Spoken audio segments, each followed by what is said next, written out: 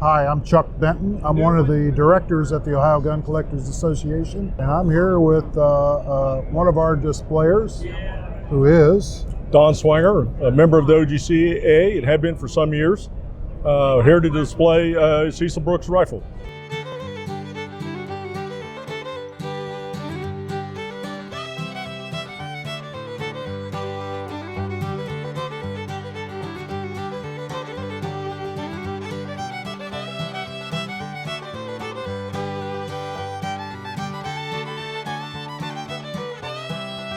Okay, so there's several neat pieces in your display.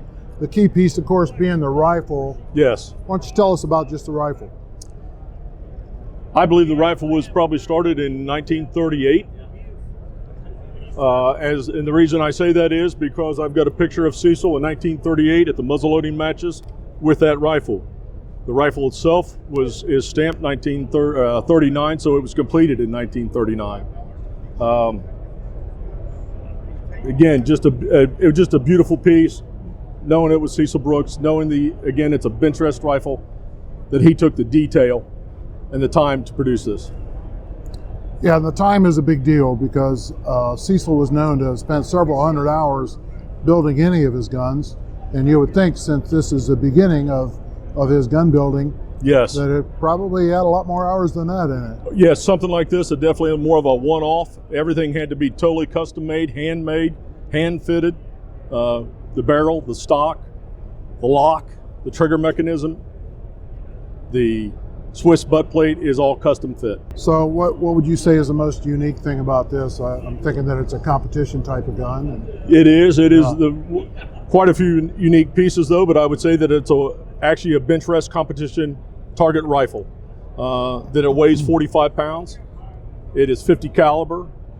The barrel is 37 inches long. The gun itself is 5 feet long. It has a set trigger and a Swiss butt plate. I think, again, it even has a cheek rest, but it's you can see with the turtle there. He spent the time to engrave it, cut that out, inlet it. It is a patch box. So the button release underneath, yeah. With button release underneath. Nice, nice. Yeah, the picture that you have up here, if you look at the detail of the gun in the background, it's absolutely 100% this gun. This gun, there is no doubt. The provenance with this, and that's Cecil Brooks, so is over the top. Yeah, yeah, that changes everything. Because not only do we have the gun itself, we've got the gun rest and the loading tool, which are right here as well. Which are right here with the gun itself. That's fantastic. Don, your accoutrements, amazing, interesting. Well, I got to ask you, I'm a muzzleloader guy. Yes, I know you are. What in tarnation is that? That is a loading tool for the muzzleloader itself. These pieces latch over here, Chuck. Okay. We're missing the die. I didn't want to bring it, but it goes in here. It actually has got the 4 prongs here. You start to close it up. Way easier than a traditional ramrod. Force it in. Once you get the bullet seated, you pull it back out. Not only easier, but that's going to seat it absolutely straight and straight and deep. It's going to set it in the rifling that's in the barrel, because again, that takes a lot of tension. And that's marked. That's initialed Cecil Brooks, right? That is. Right, he has actually got his initials in it, CGB, if I'm correct. And it's in the picture, original picture from '38, right here above us. That's amazing. What a great piece of history. Once you seat the bullet, put the false muzzle back on, lock it in place, and finish the loading process. This too is marked C.G. Brooks, 1939. So Don, what's the purpose of the false muzzle? False muzzle is to protect the crown of the rifling of the barrel itself. There's a lot of damage that people don't realize that can be done during the loading process and even the cleaning process. So any time that you're running something up and down the barrel, you want to put the false muzzle on. Nice. False muzzle is, though, if you can see here, it's got a flag. That's to block your sight. So if you're looking through that sight. So if you're looking through the sight, you see this, you realize I need to take that off. You do not want to fire this gun with a false muzzle on. Gotcha. That's why a lot of false muzzles are missing from guns. Yep, because you take them off and they get left somewhere. So, but even to protect the barrel, when I'm storing this gun, sitting it around, I leave it on. Now this rest that he just shot there, this rest is also original to the gun. Yes, it's very cool that this is it is made out of oak. The pegs, I don't know the wood for sure of the rest itself, But again, this was all built by Cecil Brooks. These are brass thumb screws, and they are actually fashioned by Cecil using a file. The file marks are still there. So they're adjustable so you can level the gun and stabilize the gun on whatever surface. Correct, or if you need to even bring elevation up to shoot further out. That, yeah, you unscrew these, run the rest up, lock it back in place, you're ready to go. Beautiful, Don, beautiful. Thank you. So Don and I met because we figured out that we both own presentation grade Cecil Brooks rifles. And that started our friendship. 1938, 1939, when this gun was built, yes, Cecil Brooks was a fledgling builder. He just was a young guy that wanted to build muzzle loaders, learn how to do it, largely self-taught. Come around to 1954, Cecil had built up a strong following.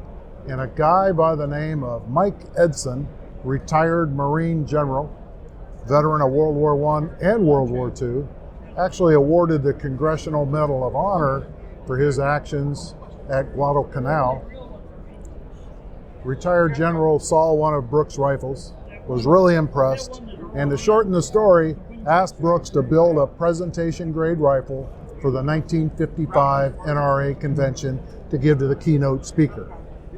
That started a 50-year legacy of Cecil Brooks building presentation grade rifles every year for the NRA. There's pictures of a couple of them over here. Let's step over there and take a quick look. This is the year is 1997. We have Cecil Brooks here. He is presenting one of his NRA presentation rifles to actor Charlton Heston, who was then president of the NRA, correct? Correct. He was the president of NRA at the time. Cecil, I've read some articles. It was that he was probably the most honored to meet him. He thought a lot of Charlton Heston. Thought he was a really nice, great man. A lot of good memories for him, from what I understand, with Charlton Heston. And then here are a couple of presentation grade. No. This top rifle is the first flintlock that he made, and it was not a presentation rifle. Oh, okay. As far as the second gun goes, it's probably presentation quality, but I don't know, I had enough information on that rifle to say. But that is the kind of work that Cecil did. Everything was really top notch. Right. He was exquisite. He built the guns from the ground up, truly. That's his inletting, that's his engraving, that's, his stock work. We're looking at everything. Do you know of any other heavy barrel target competition type rifles that Cecil ever did? I do not. This is the only bench rest rifle that I'm aware of. This happens to be bench rest rifle number 3 that he made. It is actually completed in 1939. And as you can see, the work that he did, the Swiss butt plate, the brass plating, and the engravings that he did, the moon, we've got the owl here, we've got a cheek rest. This is how far he took this gun. I mean, it is just exquisite, the work. Sure is. Do you recall exactly what this thing weigh? This rifle weighs 45 pounds. The barrel, again, that's 37 inches long. The rifle itself is 5 feet long. Everything is, again, custom made. This is a trigger guard. We've got the double set triggers, or the set trigger rather, and it is a hair trigger. Again, nice. Everything here you're looking at, except obviously for the sights per se, is Cecil Brooks. Yes, I'd like to discuss some of the tools that Cecil Brooks used in his many years of gun making. I believe these are his engraving tools that he used. For what length of time, I don't know. Even some of the hammers that were used. And you can see the very flat head, so they could hit the wood tops as he needed to without damaging the tools. Again, this is a variety. We've got another Cecil Brooks for the muzzle that he used. What purpose entirely, I don't know, but again, marked Cecil Brooks. A lot of these tools, again, marked Cecil Brooks. We've got another hammer.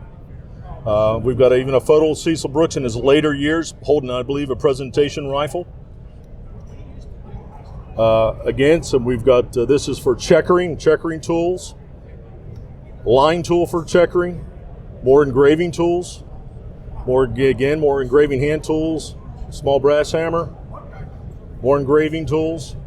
We've got squares, we've got mics, we've got hand drills. Cecil Brooks was a longtime member of this club and a well-known, famous, actually, builder of contemporary long rifles. How did you get interested in collecting Cecil Brooks stuff? Seriously, about 6 years ago, I came across an auction for Cecil Brooks memorabilia, rifles, benches, tools. Happened to realize that it was his stuff, even though the auction was for a best friend of his. Talked my wife into going, renting a hotel room, heading over to Marietta, Ohio, looking this stuff over, and then going to the auction Saturday the following day and purchasing a lot of this stuff. Including this really interesting rifle. What made you want to participate in the displays? The biggest thing that made me want to display is I understand it's the 85th anniversary for the OGCA. It's also the 85th anniversary for Cecil Brooks making his first rifle, both done in 1937. So after acquiring the gun, realizing some of the pictures, the gun I had, the memorabilia, the stuff that went with the gun, the loading device and so forth, and talking with Chuck has got me interested in kind of more in displaying up in my game as far as presentation. Thank you again, Don, for doing this display competition. Thank you very much. What a wonderful piece of history for America, really. It for is. The NRA, for the Ohio Gun Collectors Association. Most definitely. I really enjoyed it. Appreciate your time. Thank you very much. Thank you. Thank you.